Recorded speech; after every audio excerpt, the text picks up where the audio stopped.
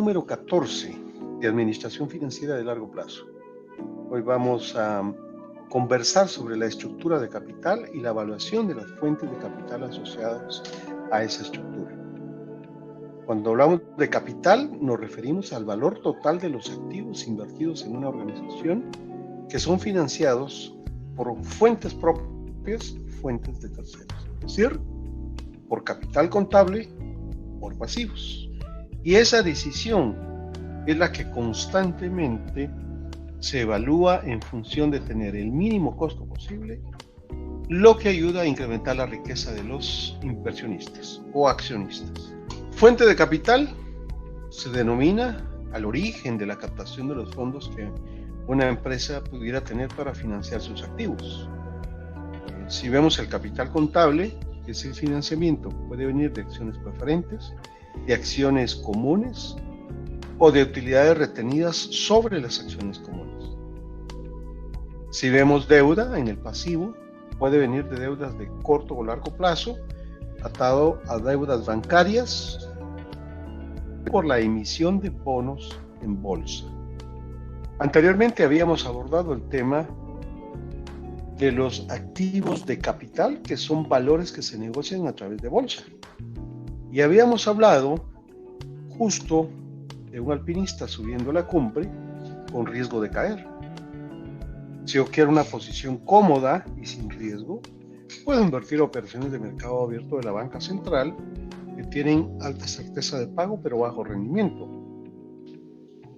Igual pudiera elegir en el mismo esquema una cuenta de ahorro con un rendimiento muy bajo, pero con garantía inclusive leyes que protegen al ahorrante.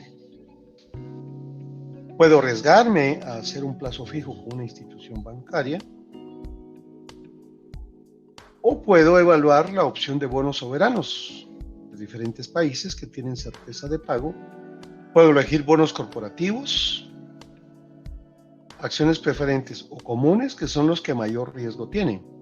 Sobre todo acciones comunes, en tanto los bonos corporativos y las acciones preferentes tienen rendimientos fijos, las acciones comunes tienen rendimientos variables. Al elegir el tipo de título en el que yo quiero invertir,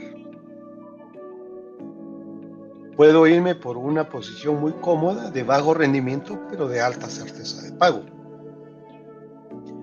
O puedo ir a bonos con un rendimiento medio y certeza media de pago. Pero puedo irme al máximo rendimiento y poca probabilidad de pago de las acciones comunes. Ese riesgo hace que las acciones comunes tengan alto rendimiento. En una sesión anterior también habíamos abordado el hecho de que cuando una compañía pública emite acciones o bonos, condición que no se presenta en nuestro país, exceptuando por bonos bancarios o bonos de la banca central o del Estado, la emisión es analizada y clasificada por su nivel de riesgo y solvencia en el pago. Las tres principales evaluadoras de riesgo a nivel mundial, Fitch, Moody's y Standard & Poor's, asignan una clasificación, y en tanto más cercano a A, mejor la posición y menor el costo de financiación. Cuando un inversionista pasa de una posición muy protegida a una menos protegida, tiene más rendimiento, pero por supuesto debe absorber riesgo. Pasar de ahorros a bonos o de bonos a acciones supone un riesgo adicional y por ende un crecimiento en el rendimiento.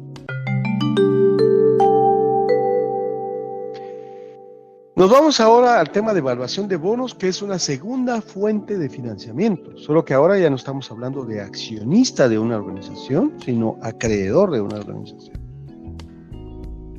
La definición de un bono es un título de crédito que permite a los inversionistas financiar al emisor a una tasa constante. Un bono tiene una tasa de pago que se mantiene fija en el tiempo hasta su vencimiento. Una acción no. Una acción genera dividendos en el tiempo que pueden ir creciendo en la medida que el tiempo transcurra, pero eso es incierto. Aquí el documento emitido establece esa tasa. ¿Qué características básicas tiene en función del inversionista? Cuando el inversionista compra un bono, compra una parte proporcional de la deuda de una organización y se convierte en acreedor de la misma. No tiene ni voz ni voto, está muy lejos de serlo. Solo es un acreedor más. Y el inversionista recibe rendimientos fijos con base en la tasa de interés pactada.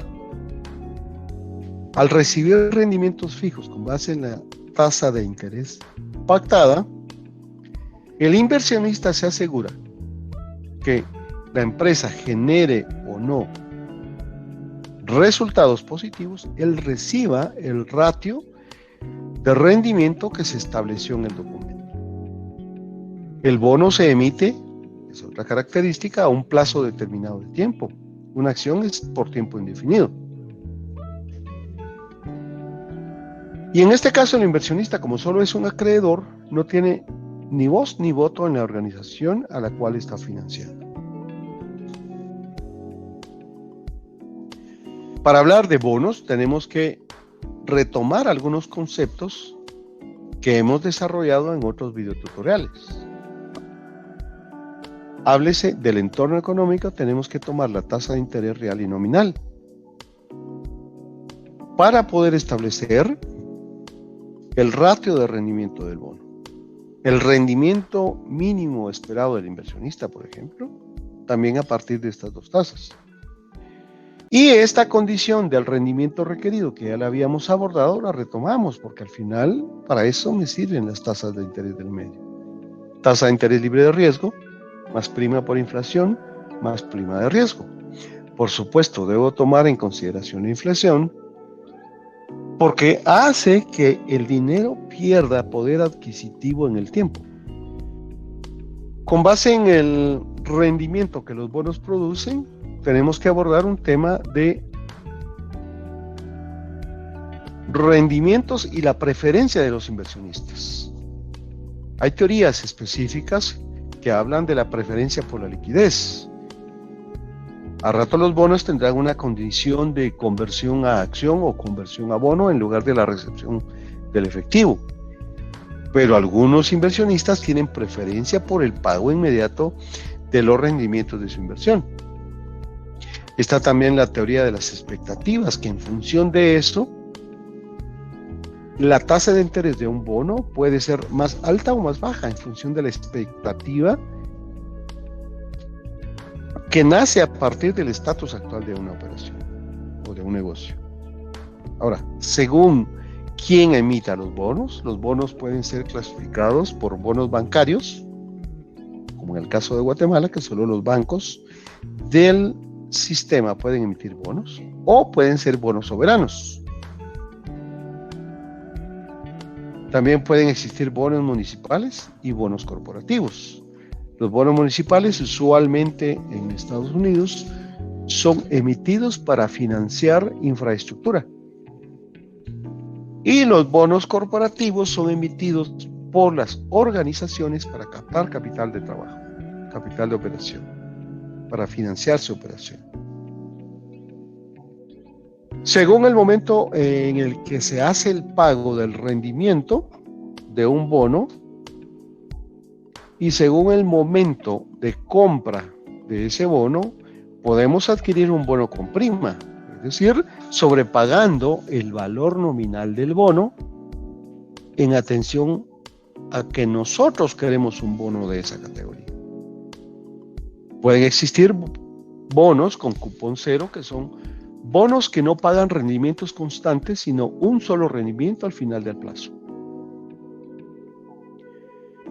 Y por el momento de la compra, pudieran existir condiciones adicionales en la emisión de los bonos. Háblese precio de rescate y prima de rescate. En el caso que una organización emita bonos y quiera recomprarlos en el futuro en determinado plazo, puede colocar una condición en la emisión del bono, estableciendo de forma anticipada el precio de rescate, que sería el valor total a pagar por la compra de ese bono dependiendo del momento de maduración en el que se encuentre, O puede incluir una prima rescate, que es la diferencia entre el valor de recompra del bono y el valor nominal. Como lo mencioné, hay bonos que tienen opción a conversión.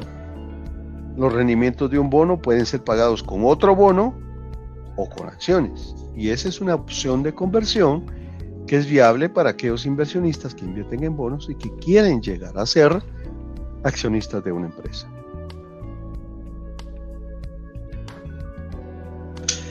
Por el momento de lanzamiento y maduración, también existen los bonos chatarra. Son bonos que recién salen al mercado de compañías nuevas. Usualmente en los noticieros, cuando se transmiten noticias financieras, es usual que salga la apertura de ese día de la bolsa y alguien con un mazo pegando sobre una base, abriendo esa compañía en ese momento por primera vez al mercado. Esos son bonos chatarra. No es que no sirvan, son de alto riesgo, eso sí. Un ejemplo es el biodiesel. Cuando el biodiesel se comenzó a analizar, necesitaba inversión. Y esa inversión estaba relacionada a aquellos inversionistas que veían los bonos de esa captación como bonos chatarra. Es decir, de alto riesgo. No se sabía si el biodiesel iba a funcionar o no. En otro orden de ideas, con respecto al bono como tal, hay conceptos generales que debemos abordar. Uno de ellos es el valor a la par. El valor a la par es el valor de emisión, valor facial o nominal del bono. Tiene 4 nombres: valor a la par, nominal, facial o de carátula. Es el valor impreso en el bono. Un bono cuando se emite ya no cambia, como un billete al ser impreso. Una vez impreso, el valor de ese billete ya no cambia en el tiempo. Cuando se habla de bonos y se habla de valor al vencimiento, se habla del pago de capital que ese bono tiene que hacer al final del plazo. Si yo compré un bono en $1,000, al final del plazo yo debiera recibir $1,000 o el valor nominal establecido en el documento. La tasa cupón, hablando de bonos, se refiere al rendimiento que constantemente, de forma anual, el bono paga. Ese rendimiento traducido en intereses anuales se llama tasa cupón, que es una tasa de interés igual. Se mantiene fija durante todo el tiempo de vigencia del bono, desde el inicio de la impresión hasta el momento de su maduración o vencimiento. La opción de conversión, que era lo que conversábamos, tiene relación con la prima rescate o con el precio de rescate. Usualmente se tiene que garantizar a un inversionista que sus rendimientos van a ser constantes y va a recibir esos rendimientos. Cuando hay bonos de alto riesgo, lo que algunas corporaciones hacen es garantizar el pago mediante un fideicomiso. Se acercan a un banco, crean un fideicomiso, nombran un fideicomitente, un fideicomisario y un fideicometido para poder estructurar ese fideicomiso de tal forma que el banco administre y gestione el proyecto específico para asegurar que los rendimientos y el capital de los bonos sean pagados oportunamente. El rescate anticipado es una condición que se puede incluir en el bono, haciendo alusión a lo que ya hablábamos. Hay una prima de rescate o un precio de rescate que puede indicarse también.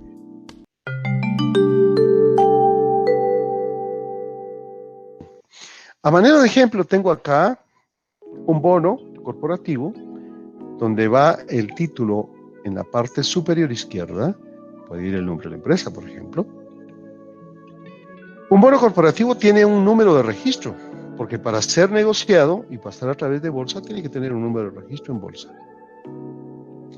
Tiene que tener una fecha de emisión, un número de años a su vencimiento o plazo de maduración y un valor de carátula o nominal.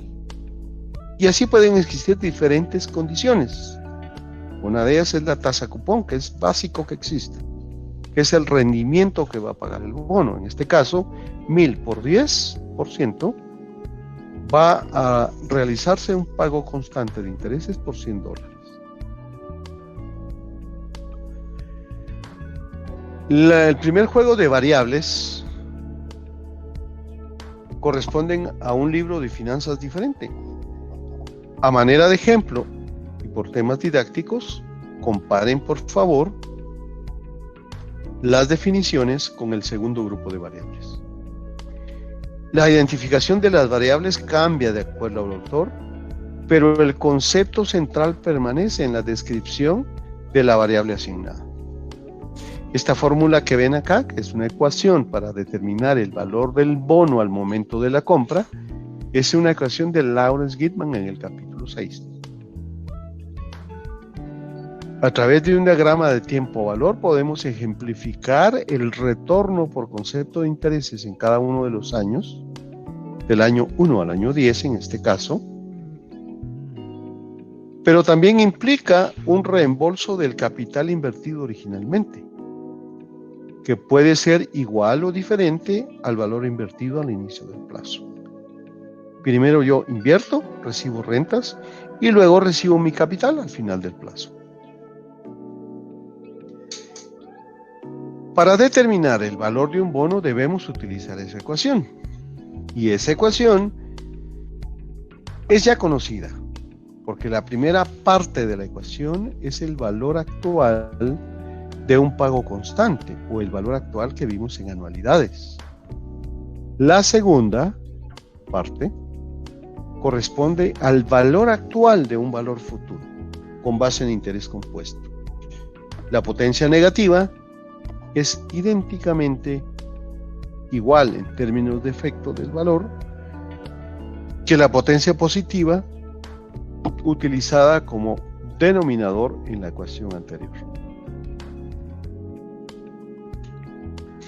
Del lado izquierdo de la ecuación tenemos entonces el valor actual de una anualidad y del lado derecho el valor presente de un valor futuro homónimo. Estamos tropicalizando la fórmula y la fórmula para calcular el valor de un bono tendrá estas variables y esta condición. Bien, habiendo considerado que tengo de por medio un bono emitido por $1000 con un plazo de maduración o plazo total de 10 años y rendimiento constante, que en este caso sería tasa cupón del 10%, debo determinar el valor que yo debo pagar por ese bono para 3 inversionistas diferentes. Inversionista A, B y C, y los 3 requieren de rendimientos diferentes. El inversionista A está dispuesto a ceder 2% de su rendimiento con tal suerte que le asignen a él la venta del bono y él pueda adquirir ese título de crédito. Lo primero que hacemos es identificar variables y asignar valores a esas variables con base en la ecuación. La tasa cupón que paga este bonus del 10% fue emitido a 10 años plazo, cuya variable es N, y el valor a la par facial de carátula o nominal es de $1000 impreso en el documento. Luego también tenemos que considerar el rendimiento requerido por el inversionista, que en función de la fórmula de Gitman sería K sub D, y en función del costo de capital lo hemos visto como K sub S. El concepto es el mismo. El rendimiento requerido por el inversionista en este caso es del 8%, menor a lo que el bono paga.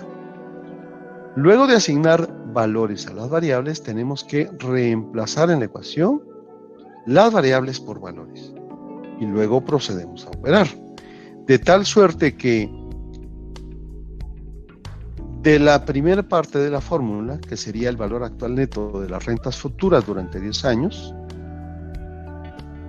es de $671, más el valor actual de este valor a reintegrarme al año 10, porque yo invertí $1000, es de 463. Si el inversionista negocia ese valor en el mercado, lo va a poder vender hasta un máximo de 1000, pero él está pagando 1134.20. Quiere decir que está cediendo parte de su rendimiento para poder comprar ese bono. La conclusión de este primer cálculo es que el inversionista A debe comprar el bono en $1.134.20 con el objetivo de obtener rendimientos del 8% sobre su inversión.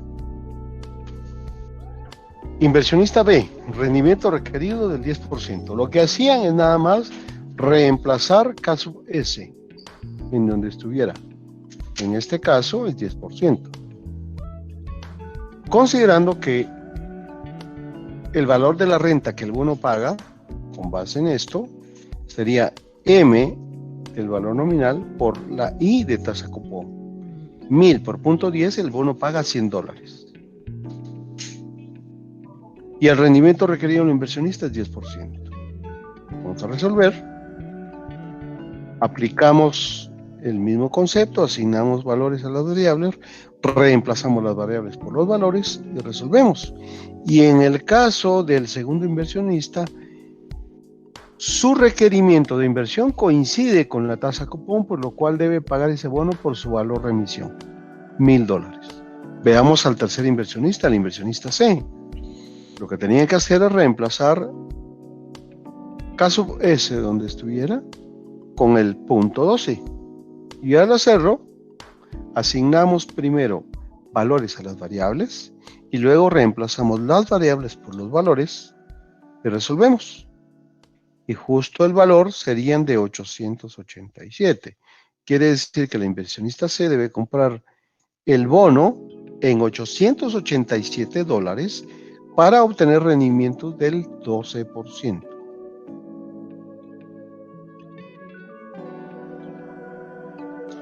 A manera de resumen, tenemos acá la información. El inversionista A debe comprar el bono en 1134.20 si el rendimiento requerido es 8.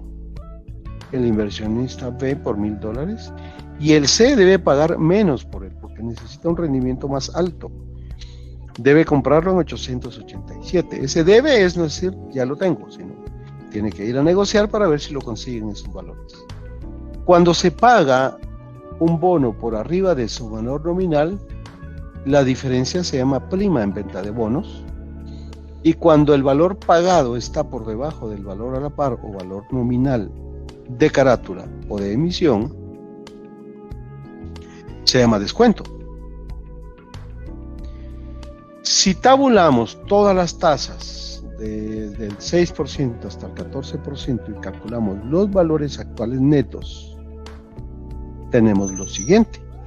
A medida que el rendimiento requerido del inversionista sube, el valor a pagar por el bono baja, porque el inversionista está esperando mayor rendimiento. Aquí tengo graficado. Esa línea punteada es el valor a la par del bono. Ese se mantiene independientemente de la tasa de rendimiento que quiera el inversionista. Y aquí tengo la serie de datos que identifican las opciones de compra del bono para rendimientos diferentes.